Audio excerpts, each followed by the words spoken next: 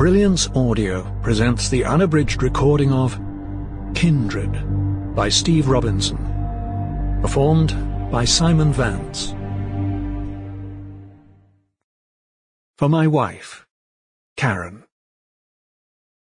Prologue. Karwendel Mountains, Bavaria, Germany. November 1973. He wished now that he had taken the road. The road would have led him down to a town or village where he could have sought help. But he knew that if he had tried to escape by the road, he would already be dead. The mountains, on the other hand, gave him places to hide. But beneath an overcast sky, amidst frozen rocks that were already partly settled with snow, he felt so cold. He pulled his jumper up over his mouth and tried to calm himself. His breath, swirling up into the chill morning air, could certainly give him away.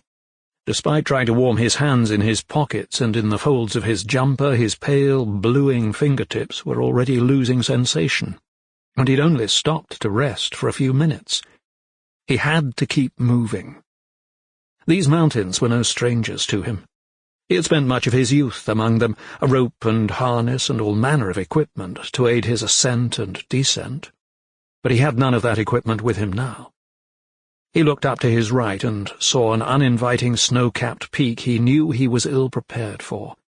Yet for now it was the only direction open to him.